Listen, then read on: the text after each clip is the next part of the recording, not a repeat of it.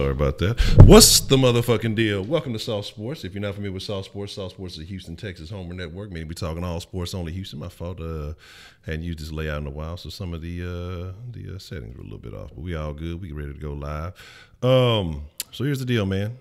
We be in the round. We gonna hold it down. We gonna do something a little bit different today. I know y'all used to us not taking any calls in the pregame show, but if you're familiar with the Mark My Motherfucking Words, we're going to do it a little bit different today. We're going to allow y'all to call in. Not immediately. We're going to kind of spill our sauce first, but then we do Mark My Motherfucking Words. But this is how it's going to work. You got to call in quick because I'm going to hang up on your ass if you get to talk too long today before the pregame. You know, normally we let you talk, let you spill your sauce, but today when we do open up the line, you call in, drop your name, drop your Mark My Motherfucking Words, and drop your motherfucking score prediction. So that way it'll be easy to do it like that. You know, y'all be a part of the pregame too. You know, we ain't want to stall yacht, you know, stall yacht like Debo. But here is the motherfucking deal. We got some gentlemen from the round joining us this evening.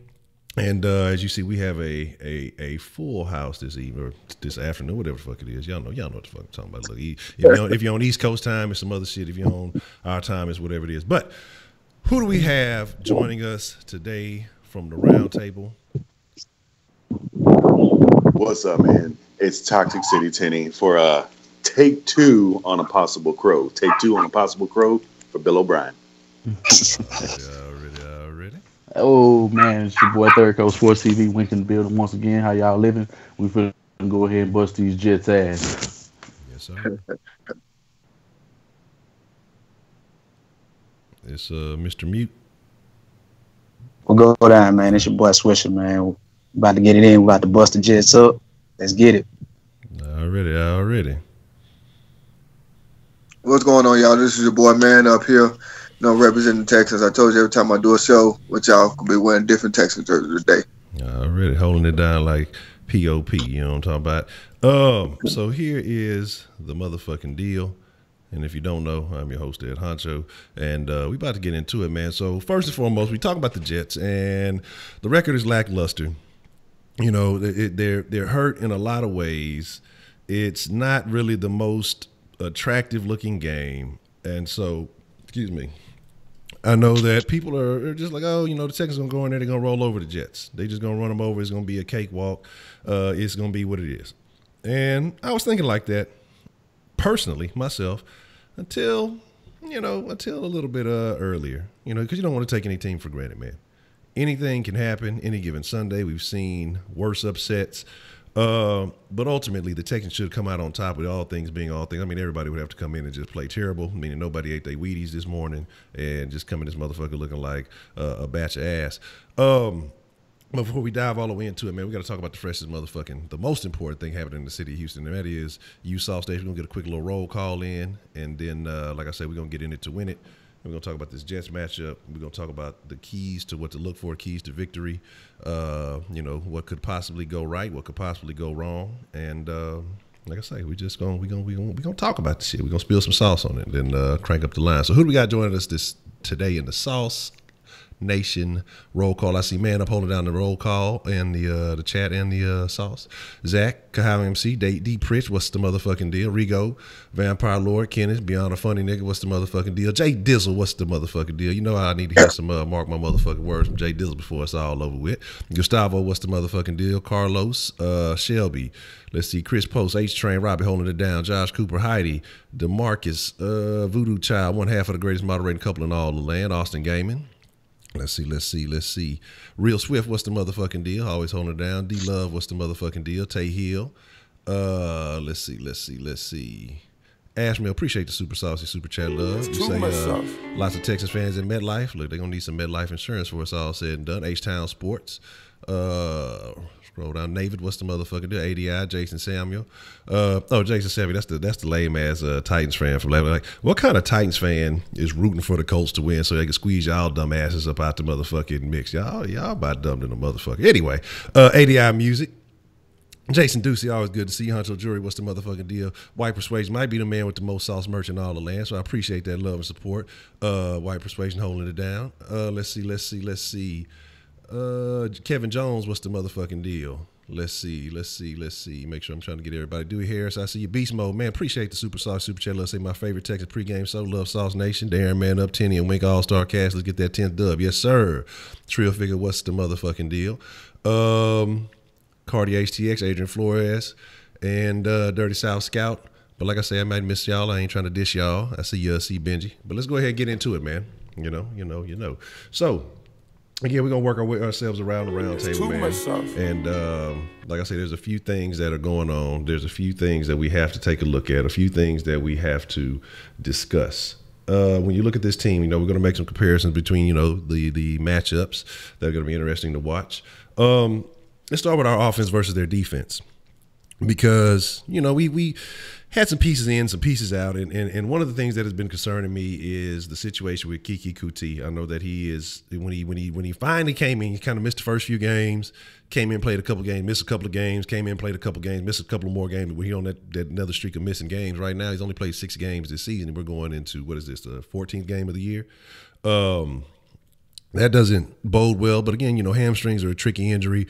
He's at his best when he's fully healthy, and then again, why re-aggravate if you're not fully healthy, knowing that you're going to be basically injured again? But do you think that I want to kind of get a feeling for Keke? How do you feel if he's going to be trying to save him for the playoffs? But ultimately, I want to talk about Morris Claiborne. I want to talk about Jamal Adams, and I want to talk about Tremaine Johnson, which is a nice cast of characters for a secondary that you're going to have to pay some respect to, going up against DeAndre Hopkins, going against Demaryius Thomas, and is the Carter kid healthy? I didn't check, but is the Carter kid healthy and active today?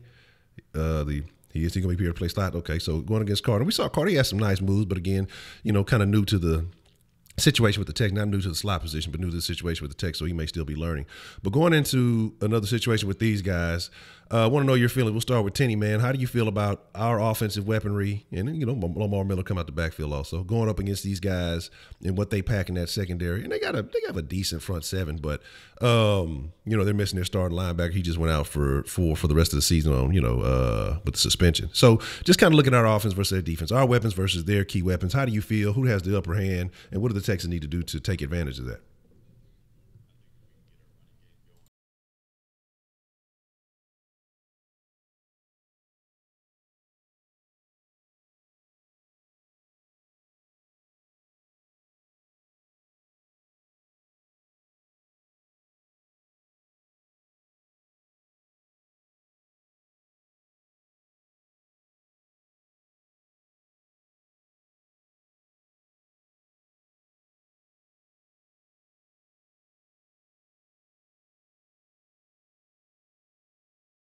Shit, aside from what we've seen in this last game against the Colts.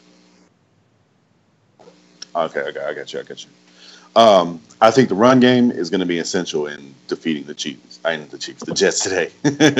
Fucking little Thursday hangover. But the run game is essential in dominating the Jets today.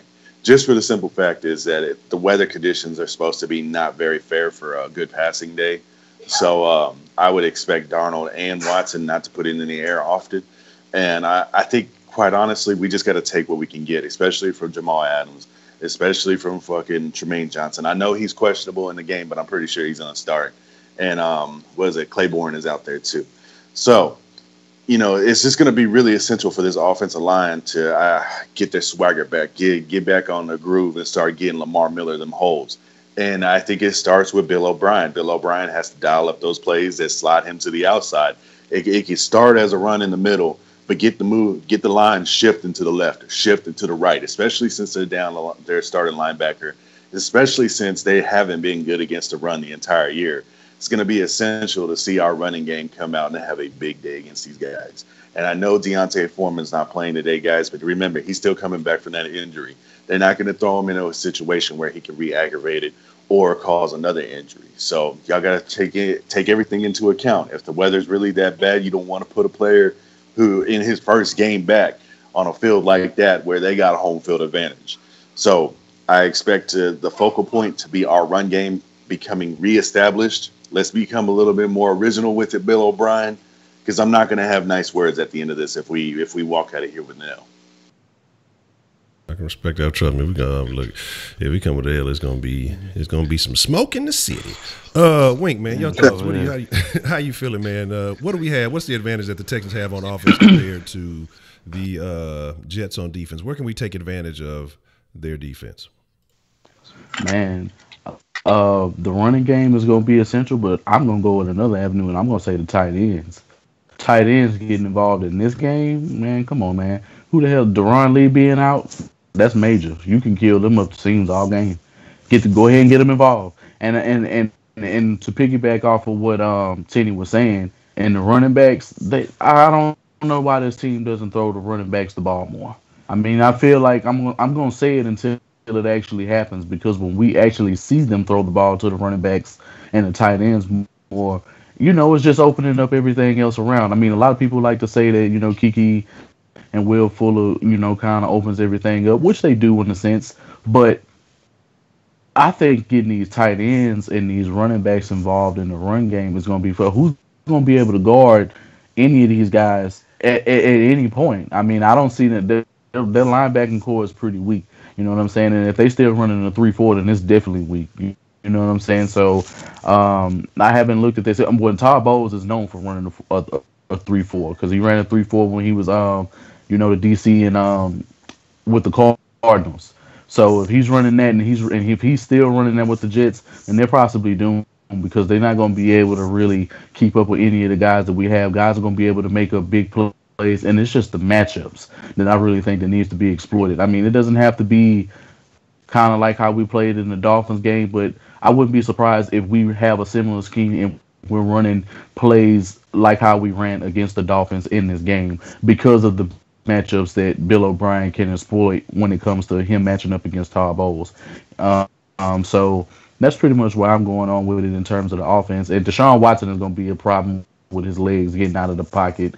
And they don't have anybody who's really going to be able to guard that. I mean, I see this, and I also agree with Cini with the offensive line gaining some traction, because they've been letting up sacks when they were pretty much on a long route. They had, they were giving up pressures, but they weren't really giving up the sacks. So I really think, them getting back into fruition, and they got guys that can come in and line up, can go ahead and make some noise happen. But this isn't the Colts, and the Colts actually had a respectable pass rush, which this offensive line has been seeing all season long, and they haven't really gotten any breaks from anybody, with the exception of a few teams. So I think that's what it needs to be. Okay. And I see a few folks talking about the weather outside in New York. The weather outside is frightful. The weather in New York is 52 and cloudy, but no rain at this time. Okay. Well, I mean, that bodes well. That means they should be able to further up and up with that offense. I mean, either way it goes, raining or not, that running game needs to be established. And that's what they're going to want to do anyway. So, I think that's a key situation. Darren Davis, how you doing, man? I want to know how you're feeling. I want to know what you're thinking about. What can this Texans offense do versus this New York Jets defense? Let me know your feelings. Let me know your thoughts on that one. Like Wayne just said, I would use the tight ends. I would move the pocket more. We've seen that was effective. As far as, we know they're going to double hop. That's understandable. But we got to get DT more touches. He's one of those guys where he may be older, but you got to feed him. Like we said, Ryan Griffin, he has to start early. Though that catch that he made late in the last game, we need those kind of plays early. If we can make those kind of plays, I do believe we can get out, score early, and our defense will do what it does, and that's all it takes. Okay, getting out, scoring early, taking advantage already. Man up, man. Your thoughts? What are you seeing versus this Jets defense that the Texans can take advantage of? I mean, who do you see being a key component into the Texans? Scoring, getting in that end zone. I'm gonna go a little bit different with it. I'm gonna take Alfred Blue, and the reason why I'm gonna take Alfred Blue is because we know Lamar Miller has been getting most of the rushing duties, and that's fine. I'm not knocking that. But I think in this game, he's going to be the X factor that we need. And I just can't see the Jets defense getting to Deshaun Watson that often. Now, I'm not saying they will or they won't, but I don't think it's going to happen that much. And if they somehow do, I don't think he's going to run for so many yards. I think he's just going to get out the pocket and dump it down somewhere, or maybe a long pass or something. But I just can't see their defense getting to Deshaun Watson much at all. And with our run game being what it is now, I think we're third in the league in rushing as a team, I think. I forget exactly. But I think we're going to lean on that a little bit heavy. And then with Demaryius Thomas, I think he's still struggling with the concept of this offense. Because if you look at it since he got here, he has not been the same. And I'm trying to figure out why that is. But I think he's finally going to get it going, and I think he's going to be a second X factor in this game. Because he's going to need to take some pressure off of Hopkins and off our tight ends and even our running backs as well, too. The more that you can do, the better. So I'm saying, I think they're not gonna be able to stop our run game, and I think Alfred Blue is gonna be the X factor in this game. And with that, also too, I also think that Deshaun Watson needs to stop holding the ball so much. You know what I mean? Holding it so long, I should say, because going back and looking at that Colts game. He did hold on to the ball so much, so long. And I get he wants to make the big play and stuff like that. He's used to that. But I think if he stopped doing that, he just dump it down or even throw it away or whatever the case may be, I think he's going to I think it's going to make things a lot better, for this offense to thrive in this game. So I think we're having a little technical issue there. So here's the deal, though. Looking at what they got going. Again, I said, it's a decent defense. Like I said, they have some names that are quality names. They have some guys that are respectable. But again, that this Texans team is just too well built as a whole to really be suffering from taking another L. And the Colts team, like I said, the Colts, they trending up. And I mean, it's just not to just shit on them, because I think a lot of that was the expectations that we had, from last year. A lot of people were saying, Luck wasn't going to bounce back. And so, the Colts have been putting up a respectable fight. But that game is over with. But let's kind of flip the script and look at it the other way from a reverse angle. And what we're going to end up having to talk about is Sam Darnold. A lot of people are trying to give this man the hype. I've seen nothing from this guy for all the hype that he's going around him. Like, I can understand why people were lauding Baker Mayfield. Don't see him, to me, he's another Josh Allen-ish type guy, not really up there. But a lot of people like him. A lot of people think that, he's going to do something because he made one play against the Bills, last week, and it looked like something. So kind of want to know your thoughts, and we'll start with Man Up. What is this Texans defense going to have to do to get to Sam Darnold? And, what they're missing a lot of pieces. Their starting running back is out. Their best wide receiver is currently out. Should the Texans, really have an easy time on defense, or, do you think that Sam Darnold can still be a threat because he does have a little bit of mobility? What is your thoughts on this one? I never say anybody have anything easy. And I got to pause real quick. I'm watching the pregame right now, and I'm seeing Watson tossing the ball to some Jets fans. Just had to throw that in there. But anyway, I'm not going to say any game is easy, but I think what can end up happening, if they do decide they want to try to double up on Watt and or Clowney, I think that Kristen Covington and Whitley Merciless is going to have to step it up. It's just how it goes. You know, your stars are always going to get all the attention, but then your sub-stars, I guess you want to call it, needs to step up their game. You know, so with that being said, I also, excuse me, I also think that Justin Reed, he needs to, you know what I'm saying, step it up as well. Because in that Colts game, he did get beat a little bit, you know, deep. You know, I understand T.Y. Hilton is I guess you want to say a Texan killer, but I think he's going to have a bounce back game. He needs to have a bounce back game in order to, you know, redeem himself, I guess you could say.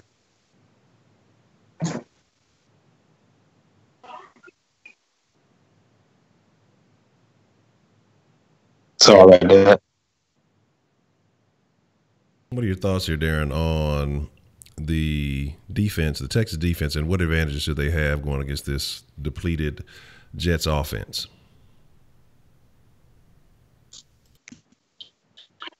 First things first, we're going up against a rookie quarterback. That's first and foremost. I expect J.J. Watt to go out there and be J.J. Watt. Another guy who I he's because there were plays that cost us last week's game, but when we had him, we could have had a moment, killed it. So I think this game, I think Clowney comes out with a vengeance. I think he probably might get 2 or 3 sacks. Probably even with that third one, probably being a forced fumble.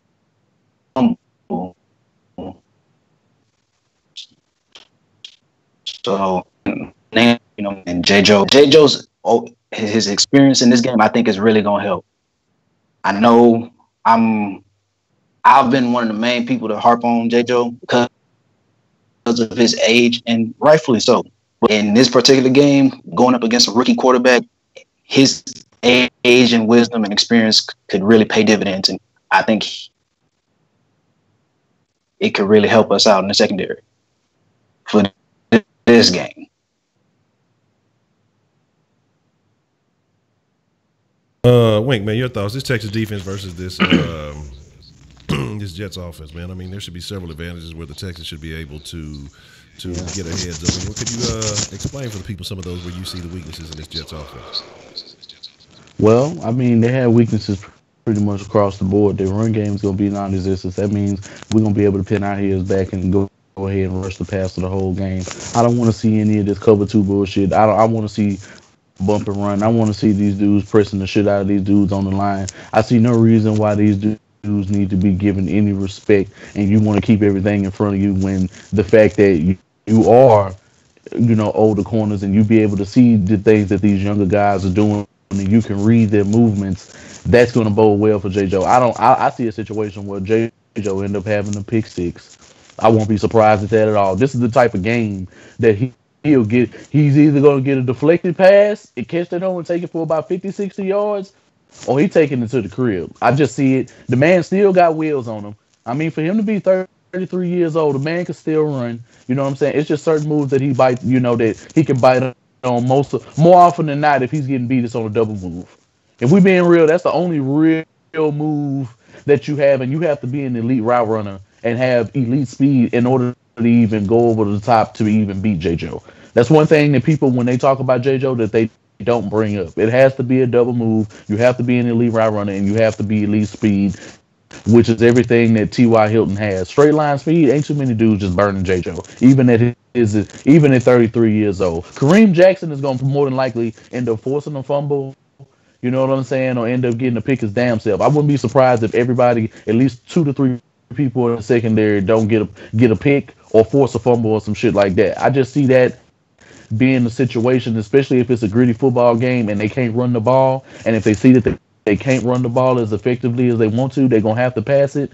But be wary of the dump downs. Be wary of, you know, the 20, 30 yard passes going across the middle and crossing routes and things of that nature, because that seems to be where the Texans can be taken advantage of in the middle. You know what I'm saying? I don't know why they haven't corrected these issues. Well, I don't know why Romeo Crennel hasn't corrected these issues. I don't know if he trusts his talent. I don't know if guys are, when the plays are actually going on, that they lose sight of who the hell they're supposed to be guarding, and that's a communication issue. So I think the secondary is communicating very well, but I don't think the linebackers are communicating very well at all. And when we're totally honest, that's where most of the vulnerabilities have happened when big plays have gone, when teams have gone for big plays against this defense. It's always been in the middle of the seams. So it's all good there. Yeah, it's all good. Yeah, but everything, in terms of the pass rush should eat. I'm not exactly. I probably, when I do my mark my words, I probably have a time and consideration depending on who they're going up against. I'll be able to say who's gonna get a sack and who won't. But I won't be surprised if a guy like DJ Rita ends up having his name called today, and because it's been a while. Even though he's been making plays and he's been doing a lot of good things in the middle of that defense, he goes unnoticed a lot of times. So I see a big game, coming from him, and he's going to allow other guys around him to eat. And I believe Christian Covington probably will end up having a crucial game. And I see Zach Cunningham balling the fuck out today. I just see it. I just see him coming up with big tackles, him coming up in huge critical situational situations, and this team is gonna end up getting a W. I'll end up probably getting my score prediction and stuff like that at the end, but the defense should be able to do what they want, but they still have to guard the small things, and don't let Darnold get out of the pocket too much, and make sure that you're taking the right pursuit angles. If you're not taking the right angles, then this man can slip past you, look down the field, throw the ball, and get a big play. I guess we have a correspondent on location. Ashmel says not raining or windy here. Saying he goes Texans 35-14. Like I say, everything is just is more and more in the Texans' favor. The better the weather is, I think the better it is for the Texans. Tenny, Toxic City. How's the weather in Toxic City? And then I want to know your feelings about this defense versus the Jets offense, and what advantages should this defense be able to take against that offense? Shit, man, the weather down here is beautiful right now. It's 60-some degrees, sunny, fucking skies are clear. So, I mean, it's beautiful down here. Up there, I don't know. Fuck New York, though. I ain't about that big city life. Shit, man. You know what, man? As far as our defense against their offense, everything is in place to have a really good day for them. You look at, they're down a receiver, they're down their running back. Their offensive line isn't exactly the best because Darnold has actually thrown fucking 12 touchdowns to 15 interceptions. So, I mean, keep that in mind. Rather that be pressure or whatnot, they're just not giving him the ample time to make a proper decision. So, I mean, there's no reason for Jadeveon Clowney or J.J. Watt not to have this same kind of impact. I mean, I expect, without guaranteeing it, I expect 2 interceptions today. I expect it. That should be the standard in every defensive back's mind right now. We coming out of this game with 2 turnovers today. We're going to be in the plus bracket. That should be the game plan. My biggest concern about this shit, and this is the narrative of the Coach O'Brien coach teams. We come up against a team like this and we let these young motherfuckers put game film together, displaying their skills against us at times. And I know a lot of that falls on rack with the defense, but this is what I want to see the Texans get away from. It's time we start playing playoff ball. It's time we start getting geared up and switching gears and getting faster. We need to be in 4th gear going into 6th gear. I'm telling you right now, we have to be prepared for this shit. So without a doubt, this defense has to come out with a killer's mentality. You have to come out here ready to fucking skin these motherfuckers and tan their hides. There is no excuse for a bad day from this defense today. Everything is in place. If you respect your opponent's ability and you play to your skills, you will dominate today. And that is the biggest thing that I'm worried about with this defense, because sometimes with this whole rack shit and what he's been pulling lately, we slide off, and he's looking a hell of a lot like O'Brien coach offenses. So I know I got to eat crow if we get the win at the end of it, but this shit better be a damn good fucking win, because I'm gonna give you a damn good crow. I'm gonna fucking find a booty hole and tape it to my chin and look like Bill O'Brien and give you some crow. But I want to see a dominant performance. Yeah. I want to see playoff football. I feel you, except for the putting booty holes on your chin. But, ultimately, man, ultimately though, you know, the thing is, though, when you look at it, and I agree with you, man, it is time to start playing playoff football, because really what the Texans got to realize, they have been in playoff football mode since last week, and not completing that game last week, even though, you know, a lot of other factors, you can only play the games that are ahead of you, you know, could have been a position where, hey, you know, we took a step ahead of the Patriots, and, you know, there's a lot of questions. It was interesting because Tenny sent an article earlier that was basically stating, you know, that they're just basically saying that the national media is overlooking us. You know, they're talking about how it's better for the Pats to stay in the second seed because of the situation it would possibly land them in. And again, you got to look at that and take that with a grain of salt, because there's a lot of things that could happen ultimately. But you just got to say, hey, you know what, Texans, do what they got to do. And, you know, things I think will fall in place. Let's not sleep on the Steelers. And it's funny that and I'm going to get to you here in a second week, but it's funny because, you know, we have this Pats-Texans thing, and we talk about, oh, we'll never overcome the Pats. That's, you know, the standard, and that's what we're lacking at. But the funny thing is, the Steelers are in the exact same situation versus the Pats as we are. They can't do anything with the Patriots either. You know what I'm saying? And so that's why I say I find it very peculiar, you know, that the idea that we have of ourselves and the way that we operate and the way we think, and, you know, we always compare ourselves to these other teams, but it's some other teams that are in the same boat as us also. Wait, what do you had there to say? Yeah, when you were making, you know, the thing of being overlooked, good. Let them go back to being overlooked. Let them go back to feeling disrespected. Let them go back to all of that, and let fans feel and talk about this, because you notice when all of that shit was happening, and the moment they started gaining a little bit of traction and people started talking about them a little bit more, not that the Texans took it off and they really took over. It's just the Colts. You know, I can't blame them for dropping the game to the Colts, because the Colts historically know how to play the Texans. They know how to play the Texans. I don't care what situation they're in. They know how to play the Texans and beat the Texans, and have beat the Texans with less. So I can't fault us dropping the game to the best rival we have in the division. You know, and then, you know, so in terms of that, maybe that's just what they need. Maybe it is a wake up call for them that, man, this shit, man, we can do this and we can do that. And where the hell do we want to see? And only the players and the coaches get to decide that.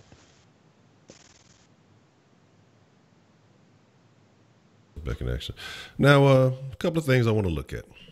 A couple of interesting things. You know, I know people are talking about playoff scenarios. We can't really worry about that because, again, we can only control what we got to do. You know, hopefully other things fall in place. With us being, it's this game and then the Denver Browns, and that's kind of irrelevant to our whole situation. We're really going to have to wait until tomorrow to find out what's really taking place, you know, as far as our situation. But the Texans need to take advantage of the fact that, hey, if we go ahead and do what we're supposed to do today, we can kind of chill, or we have another day to prepare for the Eagles and whatever. We have another day of rest, or however you want to look at it, and to game plan.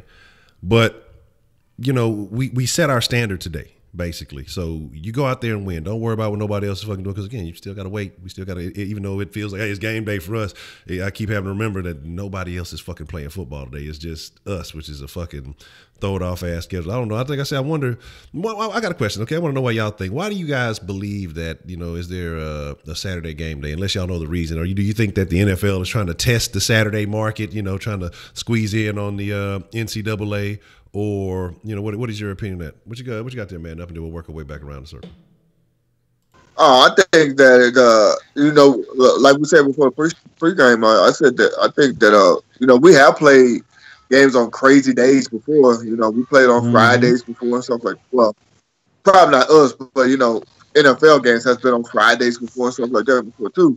I do think it's weird. I guess we're just calling it weird because we're not used to the normal. You know, that normal Thursday night, Monday, Sunday night, all that stuff. So I just think they are trying to brand themselves a little bit more. Trying to get the fans a little bit more. In NFL games. Darren, what are your thoughts on the Sunday action? The Saturday action. Saturday, Sunday. You know what the hell I'm in there, goddamn.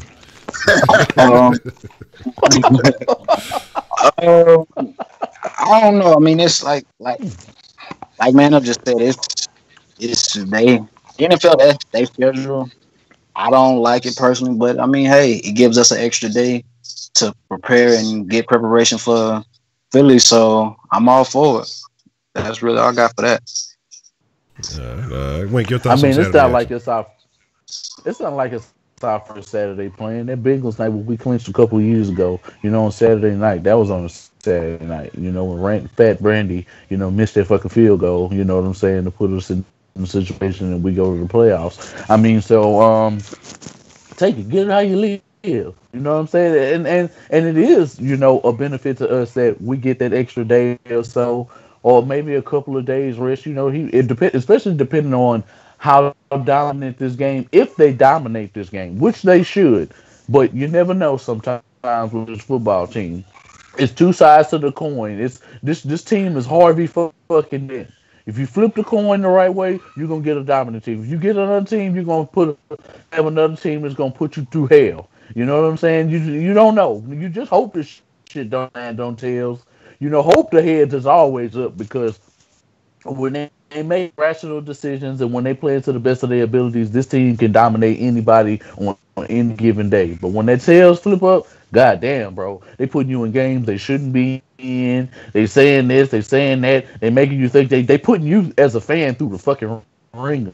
And I can only imagine how Mark Vandermeer feel. He the voice of the Texans, but he just like, man, goddamn, I know he be wanting to say what the fuck, but he can't do it. He just got to keep talking about rock and roll. All that bullshit he been doing. Rock and roll. The family going to the playoffs. You know what I'm saying? You know how he get when he get excited.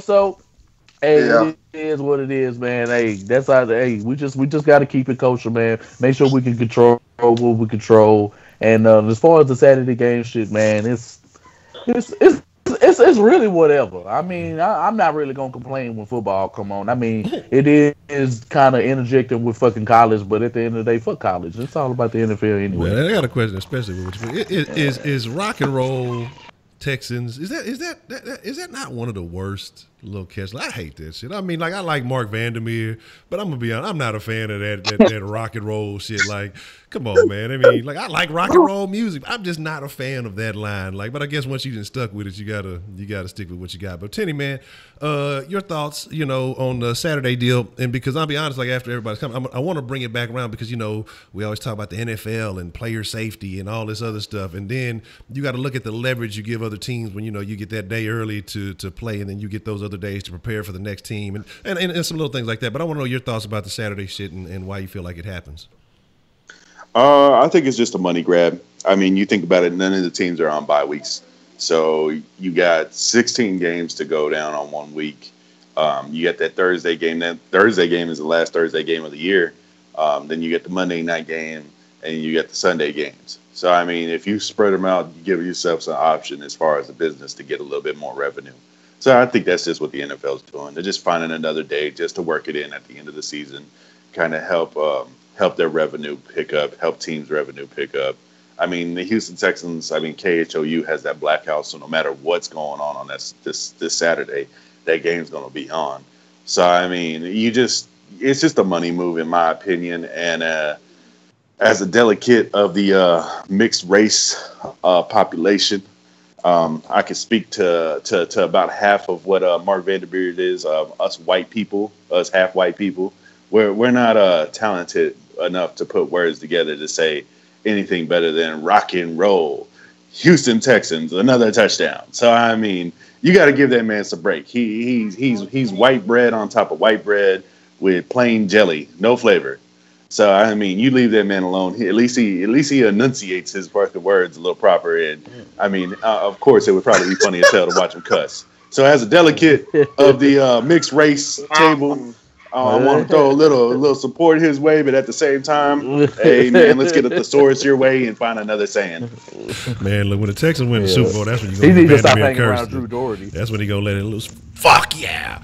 But I see you think about it though. I wonder because you think about the Texans hand sign, and it kind of goes hand in hand with rock and roll. So I wonder if that has some type of Vandermeer might have been a party animal in his young day. We don't even know it. You know what I'm saying? And so he might think rock and roll. That's ultimate metal. Hey, y'all fucking around on Mark Vandermeer, man. I bet he was a pimp back in the day. Gator don't play that shit. Yeah, he gonna hit him with the Vander hand. So here's the deal, man. We gonna get ready, and like I say, we gonna do the mark my words a little bit differently today, man. We gonna open up the sauce line because normally we don't do the sauce before the games, but I said, hey, we're gonna change it up a little bit because hey, Sauce Nation, y'all the freshest motherfucking ingredients in the world. Y'all are the ingredients that make the sauce what it is. We got a couple of texts real quick that I'm gonna read real quick, and then hey, I can't fuck with y'all. Some of y'all be doing too much. Shout out to Honcho, Wink, Darren, Tenney, Breaking News, Braylon, and Wise Citizens. Chandler, man. Shout out to Chandler, man. Always holding down the sauce line, man. We can count on Chandler, man, and that's why I say I appreciate the support. Somebody had a text yesterday we missed. And there's another text that came in. You got to let me know if you want me to read that one out loud or not, if you were just making an observation. But that was extremely interesting. Number says, Jason Whitlock picked the Texans to go to the Super Bowl. Says they're the most complete team in the NFL. Personally, I think the Chargers are the most complete team, but I do think we have a chance. We are a complete team, but we have these brain farts. Because the pieces are all there. Let's be honest. The pieces are all there. The line can struggle, but the line can be competent enough to do what it needs to do. Okay, we can't rely overly on the passing game, depending on who we're playing against, because you give teams too many shots at DW4. I don't know if to call them D4, DW4, goddamn. Let's call them D4, goddamn. It could cause a problem. And once you start putting him in those situations where he starts forcing himself to make plays, that's when you start having issues. But if you can get that running game going and have balance in the passing attack, then I think that we are a complete team. We can play with anybody. But it's just when you get in those situations where the Texans do historically Texanish things, we can fall in the holes, and then that's when shit gets ugly. But if we play our game, we are a complete team. Again, the weakest aspect of it is that line. Even though, we talk about corner play and all that other stuff, the line is where we really need to find some fix. So I would agree with that. Y'all's thoughts on the round table. We'll start with Tenny and work our way back around. How do y'all feel about that last text? Are the Texans complete? Comparing the Texans and the Chargers, do you see a more complete team in the AFC or the NFL, period? We are a more complete team than the Chargers. Now, the Chargers do finish out better than us. I will not take that away. What the Chargers did, how they put themselves into a hole Thursday night and fucking pretty much pulled themselves out of that hole.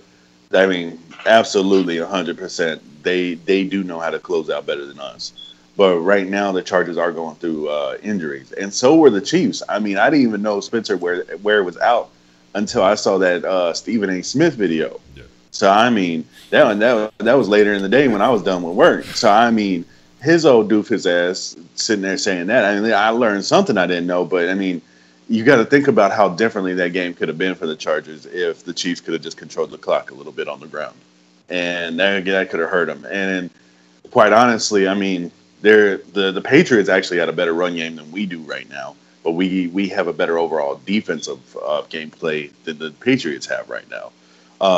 Then you look at our receivers compared to the other receivers. Of course, the Chiefs, their receivers are more high end, and so are the Chargers. But at the same time, when you talk about a complete game, I got to go with the Texans. I mean, they do have a complete game, but it comes down to the use of the talent and finishing the game. Wink, your thoughts on that? Are the Texans a more complete team than the Chargers, or do you see a team in the AFC or the NFC that's more complete than the Texans? I say they're about the same. I mean, Phillip Rivers is a dog. That man puts them in great position. You know what I'm saying? I'll say the only thing that really separates us from them is our special teams in terms of our kicker and our punter. They can't rely on their kicker. That's exactly why they went for two, and I don't blame them. You know what I'm saying? But that's what I could say. If it boiled down to it, they more than likely they would fail because of that, and we would probably prevail. Not that Kaimi hasn't had, his little things like that, but he hasn't missed a kick in quite some time. Yeah, now, sorry about that. Yeah, goddamn kids, they going too hard in the background, playing way too goddamn hard. Yeah, but what the fuck was I just saying? Uh, yeah. Kaimi, you know what I'm saying? He hasn't really missed any kicks, and come on, man, we all know what Trevor Daniels doing. His boy's pinning dudes back, getting the ball inside of the fuck man, he going hard. You know what I'm saying? And I could say we probably have a better special teams like overall unit in terms of coverage. That's what separates us from the Chargers that nobody's gonna talk about. Quarterbacks, you probably about on the same, but the thing is, Deshaun is more deadly because of the fact that he can run. He can do a lot more things. I think if this team ran more read option, I think it would actually help the team way more than it could ever hurt it. I don't understand why we don't run more read option. I don't understand that. Like, it's a lot of things. You got a quarterback who can run read option. I mean, the man just scored a touchdown off the read option for a long touchdown a few weeks ago, but you don't even utilize that. You don't use the speed option. You've had touchdowns and shit like that off of that. So I'm not gonna really get into the semantics of why shit isn't called for this football team, but the ceiling is far higher for the Texans if the right play calls and a lot of things. And I can only say that's the only reason why the Chargers are better in a sense is because they utilize their talent to the maximum abilities on both sides of the ball. Ingram and Bosa eat. Hayward eats. Derwin James eats.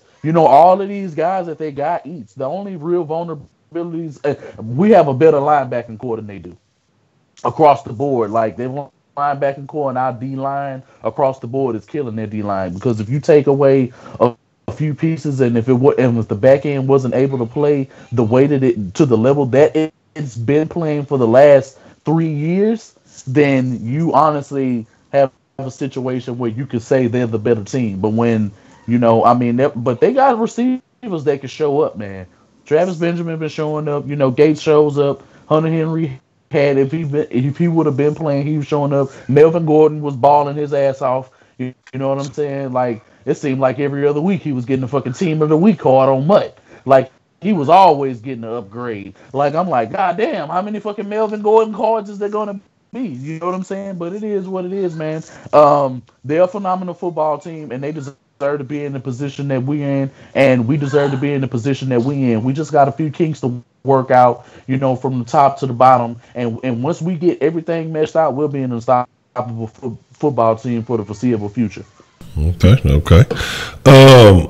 Darren, your thoughts, man? Texans or Chargers more complete team? That's a tough one, but I'm gonna have to go with.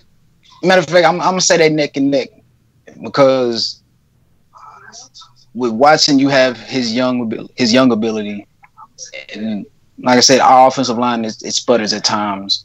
Theirs does it too, but Phillip Rivers and his veteran leadership can get them into the right plays that can max that kind of deficiency at times. Now, on the defensive end, I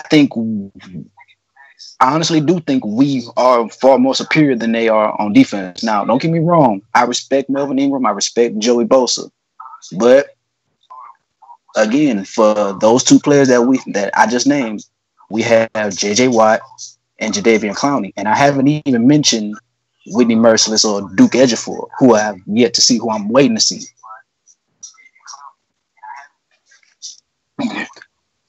Man, I bet no, if you okay. I just had one other thing I wanted to mention on that.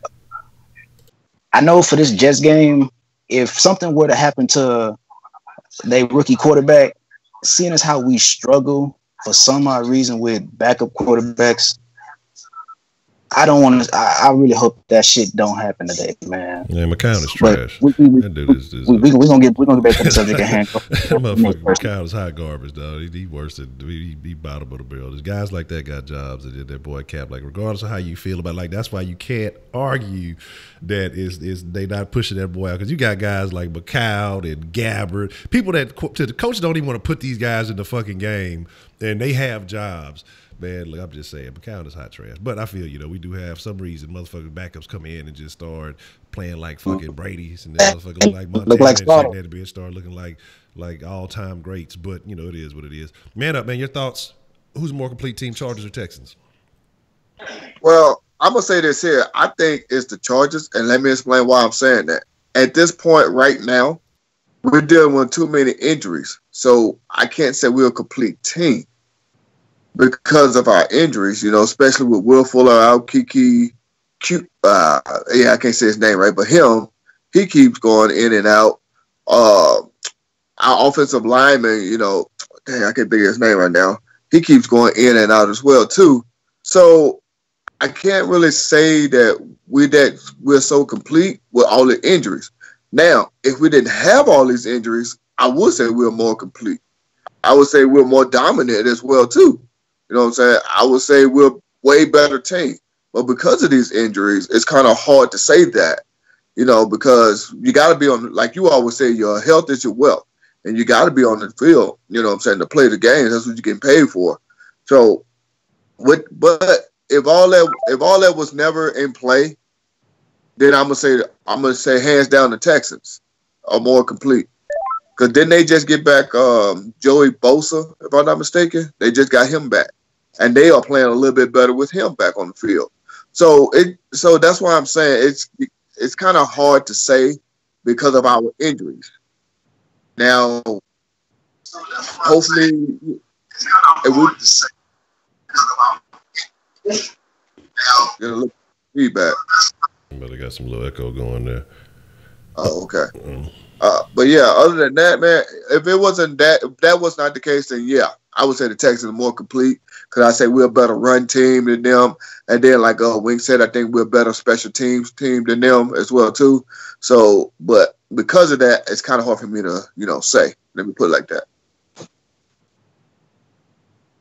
I'd have to agree with you on that because, again, like I said, they were missing a few key players, you know, and they were still able to put together a successful thing. And the thing is the Texans are missing key players. Let's not discount what Will Fuller brings.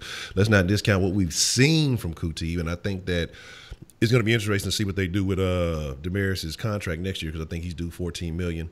And he would probably at best be your third guy with Will coming back. And so I don't know if they're going to want to pay him that kind of money. So it'll be interesting to see how they finagle that situation. But I would be very excited to see what could happen if you have Hop, Demaryius, Will, and a Kuti. That's going to be real. You're going to be real hard pressed to stop that. I mean, there shouldn't be a reason why a man ain't open every fucking play. I mean, you should be the most dominant offense in the NFL, hands down. Because, I mean, you're talking about talent in every position. But I would have to agree. I think at this time that the Chargers may be a more complete team. But the Texans, if they can execute, I think can perform a bit better. But like I said, I would have to agree with Darren too. Though it's just like neck and neck. It's like a piece here, a piece there. It just depends on who's available. Honestly, it could go either way. It's a real close one. But execution is key, and they may execute better than we do. I saw that somebody make that point in the chat. So here's the deal, man. We're gonna go ahead and open up the sauce line. Here's the deal, though. This is what it is. It ain't going to be like the regular sauce line where you call in. Usually we let you spill your sauce and say what you want to say. This is all, mark my words, score prediction. So when you call in, have your mind already made up on what you want to say as far as, hey, such and such is going to go off. And if you don't know what mark my words is a bold prediction. So it's not just like, I think Deshaun's going to have 198 yards, one touchdown, and he's going to have 32 yards rush. I mean, you got to go out on a limb. You got to put your name on it. And this time, that's why we changed up. You really got to put your name on it. You got to put your voice on it. You know what I'm saying? So go ahead, call in. If you ain't never called into the sauce line before, hey, this is an easy one. All you got to do is call in with your thoughts, with your comments. I know some of y'all be sitting there, crack-a-lacking in the comments. But hey, don't be scared. Ain't nobody gonna clown you too hard. But let me go ahead and get that open. But while I'm opening this up, man, let's start with the top of the table, man. Tenny, what you got, man? Give me a mark my words and a score prediction. How are you feeling about this game?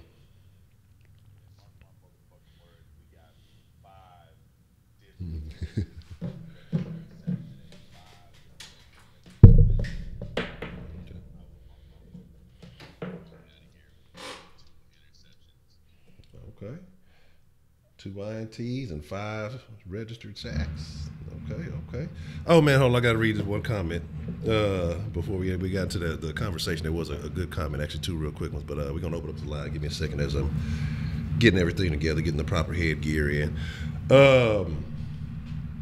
You know, see motherfuckers trying to look. They trying to fire up their Hot Wheels and shit, huh? Oh, well, I apologize. See, I'm doing too much. See, I'm doing too much. You know, players fuck up. Go ahead and drop that on one more time, real quick, Titty, on the mark my motherfucking words. I had you muted. That's the same time I muted Titty, man. That's my fault. All right. Yeah, I'm racist. Mark today. my motherfucking words. There's going to be 5 separate players for the Houston Texans that get a sack today. And we're going to get 2 interceptions today. 2 interceptions and 5 separate players will register a sack today. All right, let me get these two comments out real quick, and then we'll open up the sauce line and we'll start taking your calls. Myron says, not a complete team until we have a complete corner that can go man to man. Feel you on that one. Let's see. Make sure y'all show that boy Chandler some love, man. Follow Chandler on the Twitters. Chandler. Look, I'm gonna type it in the chat because I don't want to be didn't misspelled it, missaid it, and all that other good shit. But I'm gonna drop that in the chat, man. Show your boy Chandler some love for supporting the sauce.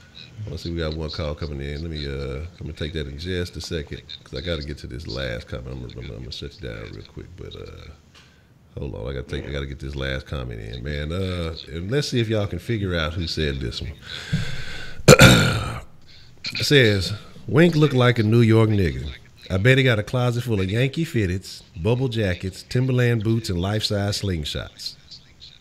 What the fuck? What the hell? The Angry Birds reference. I don't know what that means. I don't know what that means. That could be anybody. That could be is that Jay Dizzle? That could be. That's too fresh to not be Jay Dizzle. That could be any one of the haters. You know what I'm saying? It could be any one of them. You know what I'm saying? That boy Jay Diz say Jay Diz. Say you got the New York look going, son. Say word, man. Fresh yellow. Hey, bro. Say Dunny. Say Dunny. Bro. I ain't got. Son. You ain't seen me. Word, son. That's dead ass. That's dead ass. No Yankees fitted. Period. I fuck with Tim's though. I don't have a pair of Tim's with me now, but yeah, I fuck with Tim's. Ain't nothing wrong with Tim's. Yeah, I rock them hoes. Yeah, you know what I'm saying. But don't hit on the Tim's though. That ain't even no New York shit. But do you be hooping in the Tim's like the New York niggas? Bro, I don't hoop. Bro, I haven't hooped seriously, bro, in a long ass time. Like I lost all my hooping ability. I don't hoop no more. Already. We're gonna take these calls, man. What's the motherfucking deal? Who do we got calling in on the sauce line this evening? What's the motherfucking deal? Hold on, this me out there. I'm gonna catch it up. What's up, Roman? What you got? What you want to drop on the sauce line, man? What's your mark my motherfucking words and what's your score prediction, man? All right, my motherfucking words is I think Lamar Miller is gonna get a $150.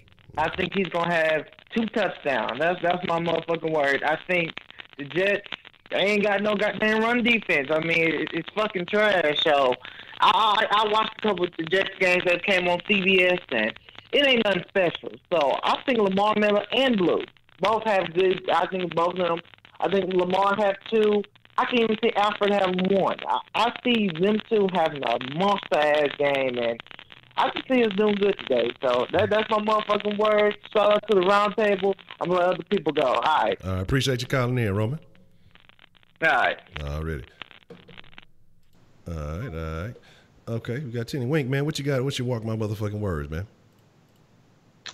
I got let's see. I got we getting 4 interceptions by 3 separate players. So I think Hal gonna get 1. I think J-Jo gonna get 1, and the third one it could be a toss up. So I'll just mix. I mix them both. It could be either Reed or Kareem. I see Jadeveon Clowney getting 2 sacks and a forced fumble, and I see J.J. Watt getting like 7 sacks. I mean 7 tackles with like 3 sacks. All right. That's the bit we're gonna take this call, and cause I'm about to say 7 sacks. God damn, what's gonna go off? What's the motherfucking What's the motherfucking deal, man? Who we got calling in on the sauce line this evening? What's the mark my motherfucking words? You got JD. JD, what's the motherfucking deal? What you want to drop on the mark my motherfucking words? Man, I got Texans putting up 50 points today, man. I feel like Jesus Christ. The line was weak. Deshaun Watson wasn't reading the blitzes and all that. I just feel like they gonna get everything together. They finna take off today. I feel like it's Saturday. They feeling good. They know what happened last week. They know they should have won that game. They know the offenses.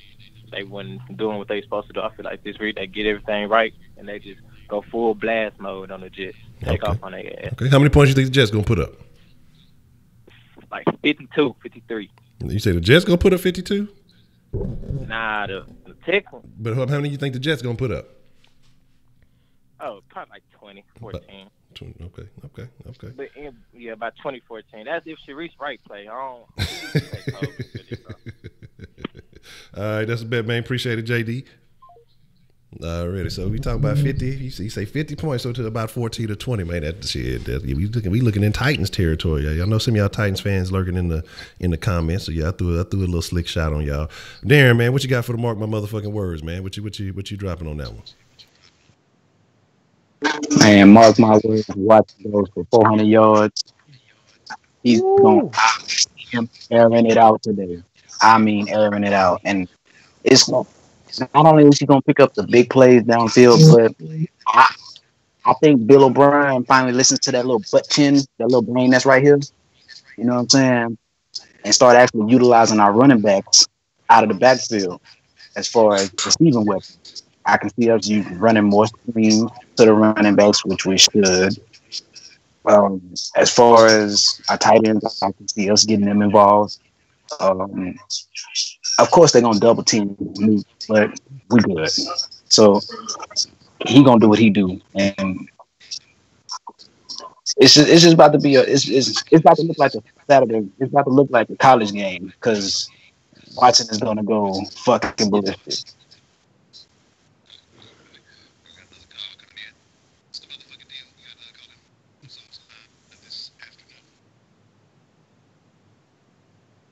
Hello. Who we got calling on the sauce line this afternoon?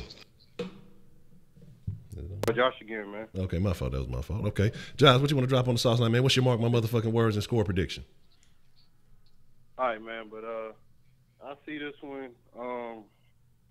I would say, I'm not going to say the usual time Lamar Miller's going to get 2 TDs, but I almost expect that. But I'm saying since the weather clear, I feel like, Texas make a statement today. I feel like Deshaun Watson going to have over like 300 yards and 3 touchdowns, 2 to Demarius and 1 to D-Hop. And I feel like this game going to end up being a 31, I would say 14 game. Okay, so you said 31-14 Texans already. All right, that's a bet, Josh, man. I appreciate your call, man. All right, man. Already. All right. Safety. Now, last but not least, man up. What you got, man? What's your mark my motherfucking words and give me a score prediction? What you got?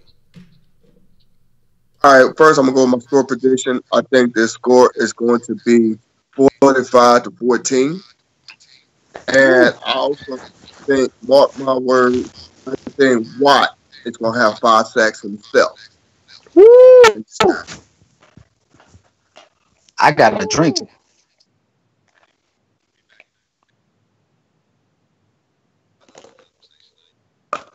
We're going to get comeback player of the year because of today's game. They trying to give that shit to Andrew Luck.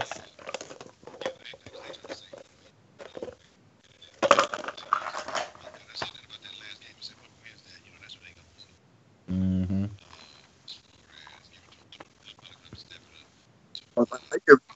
Might give it to Deshaun Watson.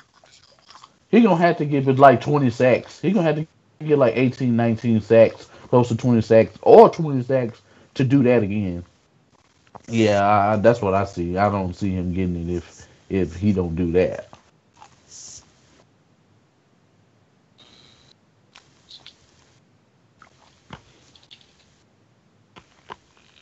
Okay, let me see. So here we got to look. Y'all scared to call it? I need to drop the number on the line for y'all. They said they can't hear.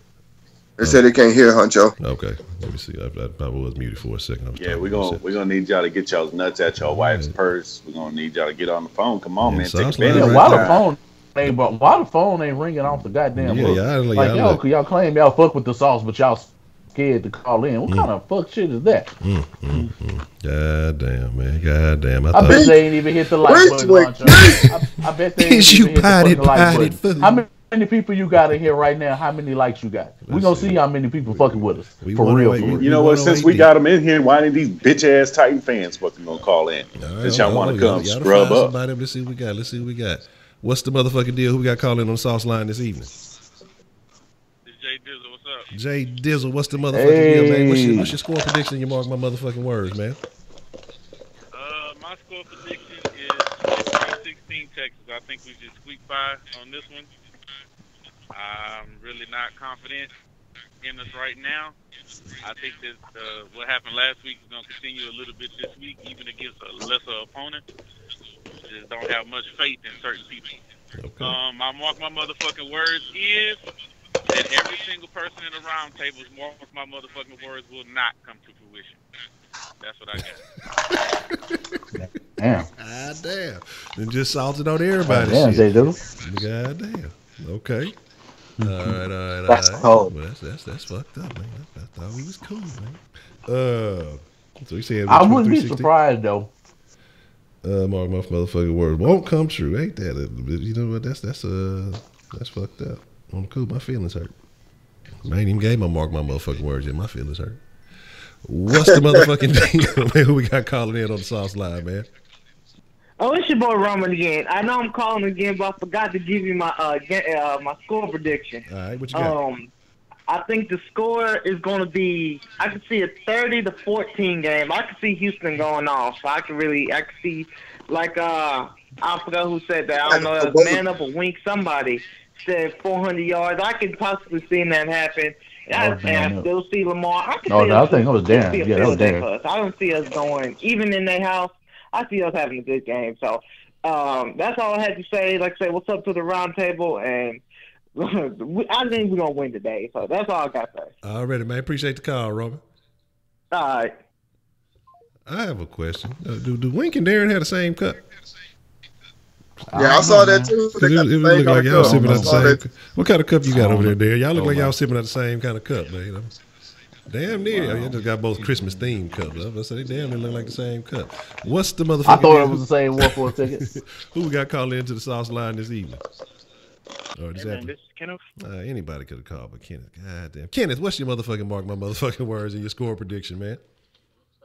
Hey, man. First and foremost, I want to say appreciate you for having this show, man, because without this show, I don't know what all of us will be doing, man. We appreciate you for having this good-ass show, and the rest of the round table appreciate all of y'all, too. But my score prediction is it's actually going to be pretty high, 40-10 Texans.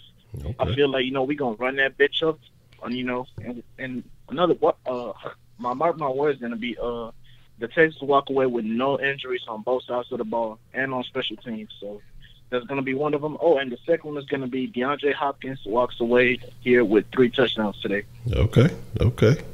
I like it. Good one. You say D-Hop for 3. I'm with that. That's a bet, man. I appreciate your call, Kenneth. Appreciate you. Look, Kenneth got me feeling all bad. I'm talking shit about him. He came with the appreciation and shit.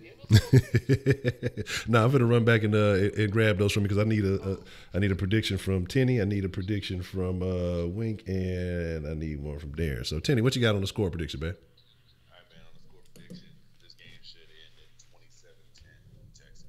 All right, 27-10 Texans. Wink, what you got, man? 24-9. Okay. So no that's on the 9. So either no TDs or a missed extra point. What you got? All field goals or a missed extra point? Okay. And then Darren, what you got on your score prediction, man? No offense. What you got on your score prediction, dude? Not my fault. I think we're gonna do them just like how we did the Titans. I think we're gonna put up like 50 on them. I know I said 400 yards earlier, but shit, I think we're gonna probably put up 50, maybe 55 points on them.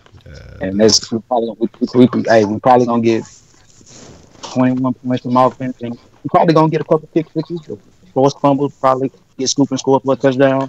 But I expect a lot of points to come on. Okay. They're expecting a very fruitful adventure from the Texans. Or at least be in the conversation for them. Yeah. Okay. Let me think about this here, man. You know, again, like I say, I think we have the advantage where they're missing a few key pieces, but I think you got a coach who's going to be coaching in desperation, coaching for a new job next year, because a lot of people are saying Bowles is basically he's basically a wrap for Bowles.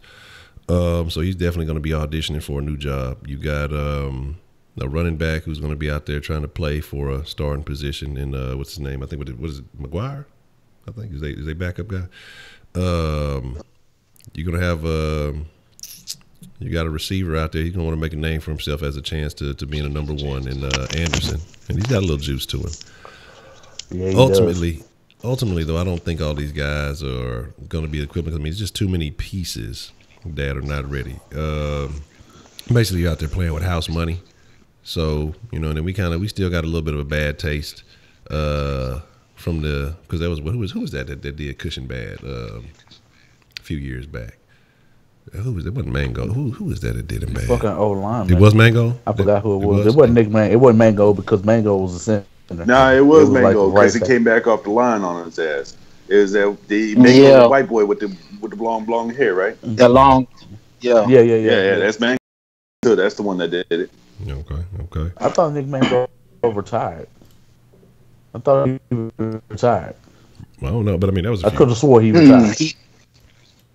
Yeah. No, I'm talking about I think Nick Mango just retired this season. I don't think he's playing this year. I could be wrong, but I could have swore he retired. Okay, I'm not sure, but I think he did recently though. One of the motherfuckers did. I think we had a little bit of a hang up. The Comcast was trying to Comcast us real quick. They must be rooting for the Jets. But ultimately, I think that they're having too many injuries. They're missing too many pieces to really mount a solid fight. So I'm not concerned about them getting the victory. It's going to take some real flukery, in my opinion, for that to happen. I want to run the score up and say it's going to be high, but I don't think Bill O'Brien's going to open up like that. I think he's going to let the run game do what it does, and if they can get a solid 2 touchdown lead, I think they're going to be comfortable with that and then run it a lot.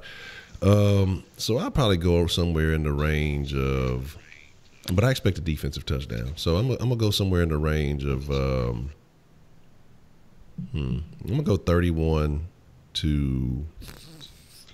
I might have to agree with Wink on the 9. So I think I'm gonna go 31-9, and they get a couple of field goals. I don't really see him just moving it like that, unless we have like a bust in coverage and Anderson. He eats because speedy receivers can do us. But I don't think that Darnold is adept enough right now to just pick us apart. So I'm not too concerned with him. Again, you need more talented, more accurate quarterbacks. I think for something like that to happen. Luck beside, like I say, and then Baker, we just gave him that soft ass coverage. He just took advantage of that. We weren't really concerned with him. Still all them yards and only but 13 points. So you can tell we really weren't concerned about that.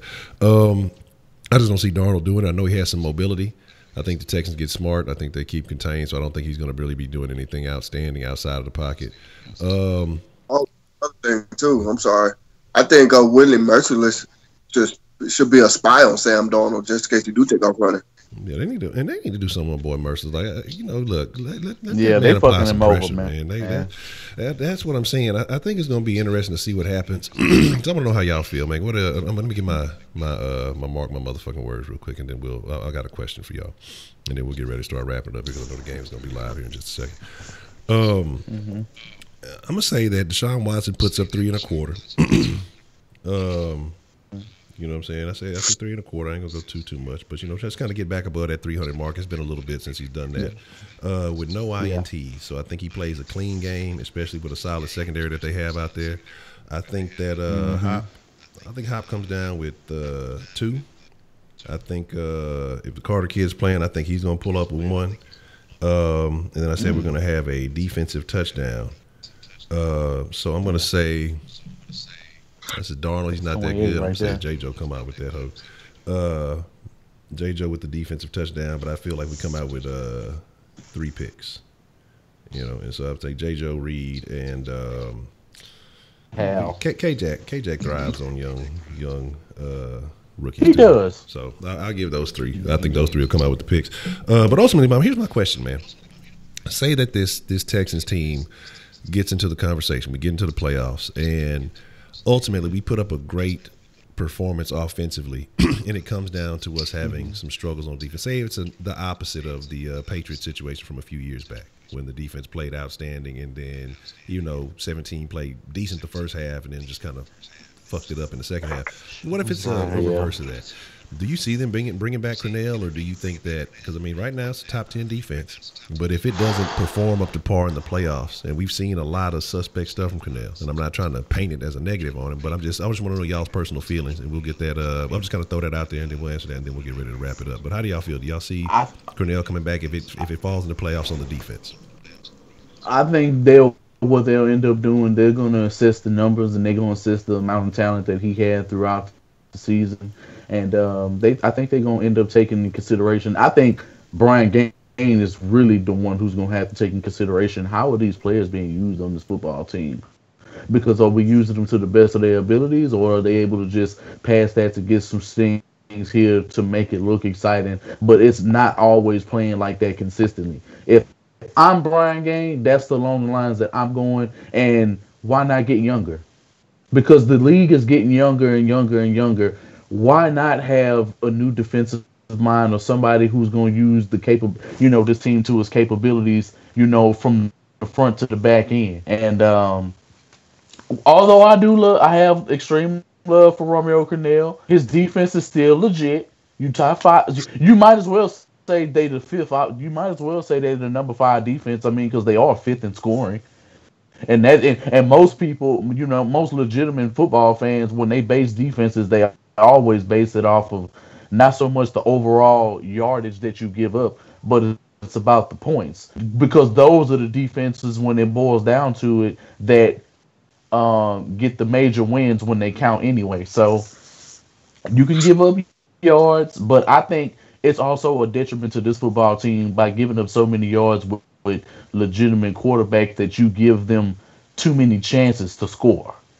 And that's what I don't like about what Romeo Cornell is doing with this defense right now. You giving up the yards, you lessening the points, but you're giving them entirely too many chances on third down, to get into the red zone, and then your red zone defense sucks. So it's a trade-off. It's like you're good in one area, but a couple other areas you're not getting it done. And you always, before this year, you were always a top 3 team on third down, and you were phenomenal in the red zone in years prior.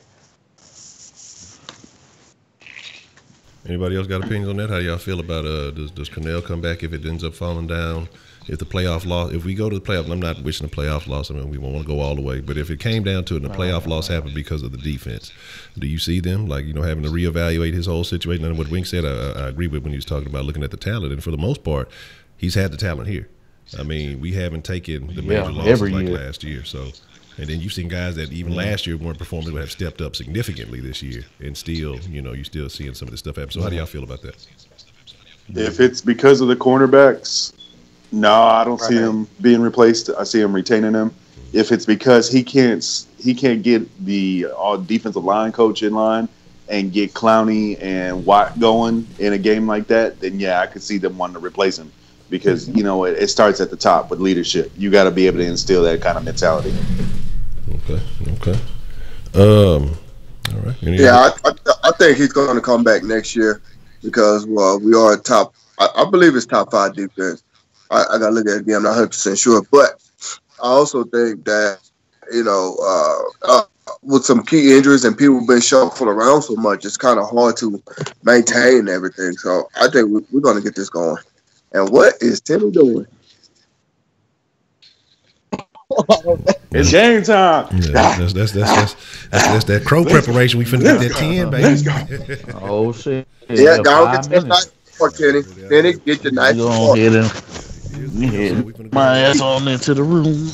We're going to go ahead and get ready to wind it down, man. I just want to say shout out to Sauce Nation. I want to say shout out to the round table. I want to say shout out to everybody who came through. Immediately, win, lose, or draw, after the game, we will be live. We will be talking about it. We will be discussing it. Sauce line will be open for y'all to talk y'all's trash, to say what you feel. You know what I'm saying? We're going to keep it all the way real. You know what I'm saying? We flossing out here. Look, we representing for the city, man. Hey, it is what it is. But, hey, I appreciate each and every one of y'all.